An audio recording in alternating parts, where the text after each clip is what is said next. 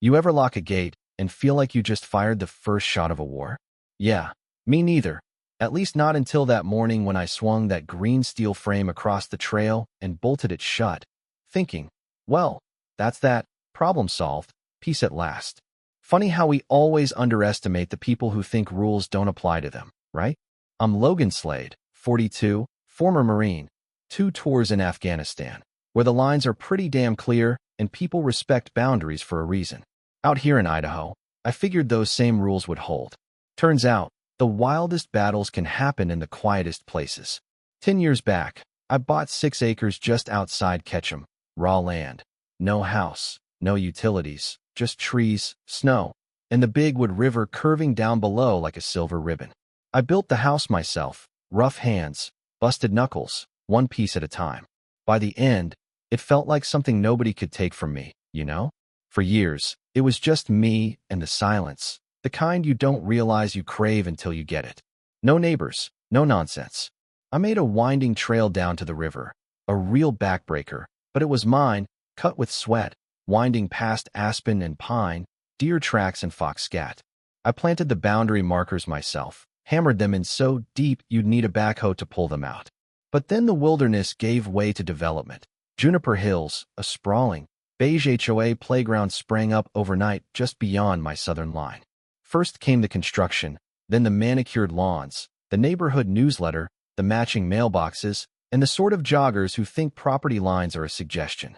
I figured, as long as they stuck to their cul-de-sac, I'd stick to my pines.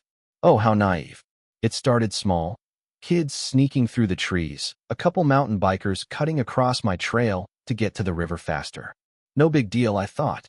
Live and let live. But then came the dog walkers, 4, 5 at a time, Bluetooth speakers blasting, strollers rolling over my roots, teenagers leaving snack wrappers on my steps like I ran a state park. I'd step outside, coffee in hand, and there they were, acting like my deck was just another trailhead. So I posted signs. Polite at first, private property, please use public trails. Half listened. The rest? Well, they seemed to take it as a challenge. One morning, I found tire tracks, deep ruts right through a drainage slope I'd just reinforced. Somebody in a white SUV decided the HOA loop was too long and my trail made for a quicker cut. I'd had enough. That's when the gate went up. Not just any gate, a monster. Powder-coated green, steel, keypad lock, reinforced concrete posts. Permit in hand, boundaries double-checked, poured and set by my own hands. I let that concrete cure for 3 days, staring at it, making sure it was going to hold. You ever do something and know you just flipped a switch you can't unflip? That was me.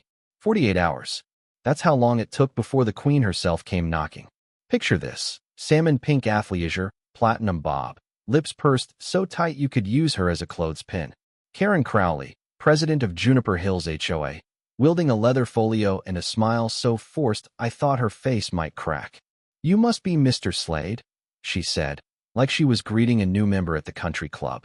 I played along, said, "Yeah, what's this about?" She started in on community access, historic right-of-way, Idaho state code this, public green space that. She waved her laminated HOA map around like it was the Constitution. I brought out my deed, surveyor's map, GIS overlays, pointed to the boundary lines, clear as day. She never looked down. Karen was there to assert, not to discuss. "That gate," she said, "will need to come down. It's a safety hazard. It's impeding fire access. It's not neighborly." I pointed out the county-approved fire easement on the other side, said unless she had a badge or a court order, the gate wasn't going anywhere. She left in a cloud of gravel and attitude. That night, I put a second padlock on the gate, upgraded my trail cam, and poured myself a double. Next morning, a note tucked under my wiper. "You're not the only one who lives here." No signature, just the threat. It only took a weekend away, me in Boise grabbing hardwood planks and a beer with an old Marine buddy, before I came back to carnage. Gate gone, posts ripped out, tire tracks everywhere, the keypad smashed like a soda can, and a backhoe gouge running across my trail. Trail cam footage showed the whole show. A yellow backhoe, hoodie up, no visible plates, and gone in 3 minutes flat. Called the sheriff. Called my lawyer. We filed criminal and civil charges against the HOA and Karen personally.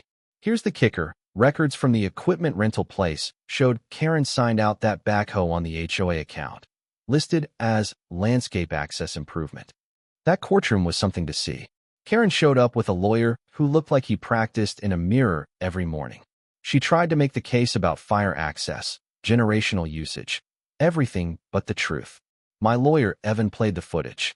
Judge didn't need long.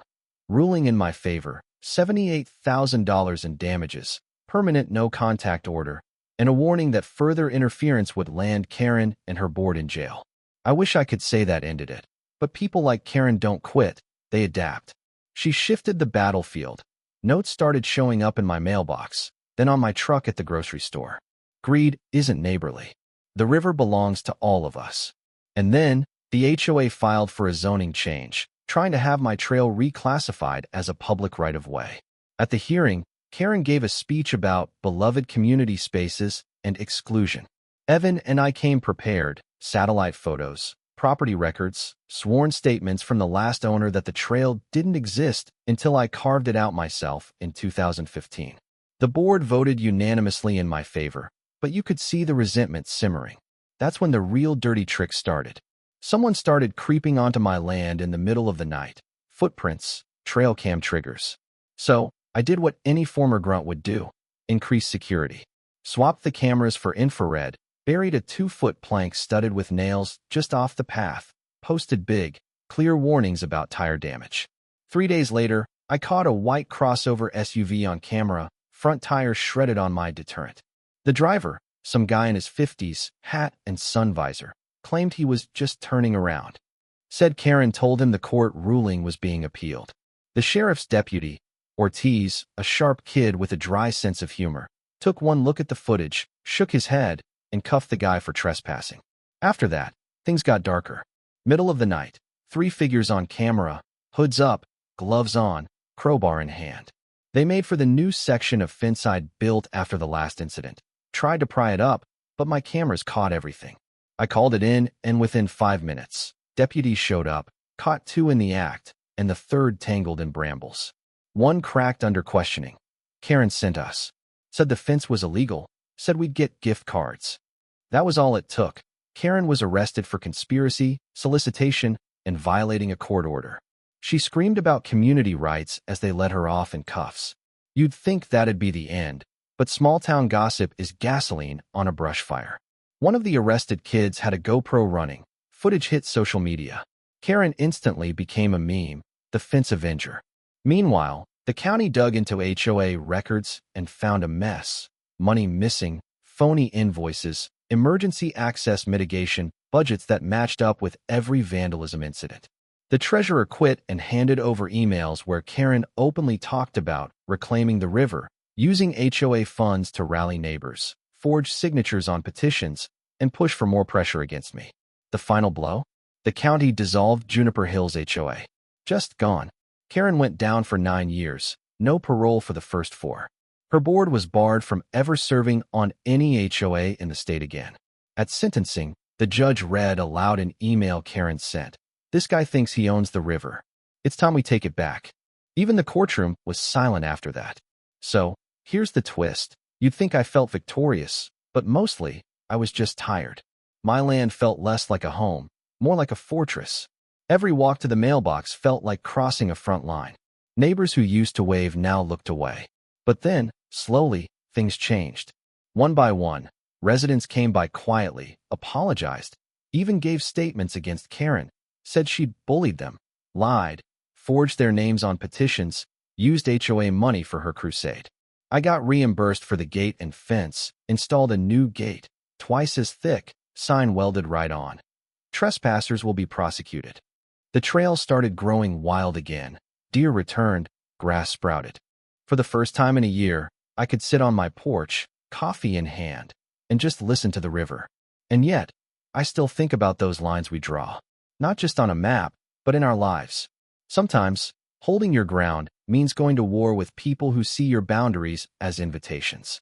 But sometimes, maybe, we're all just a conversation away from understanding.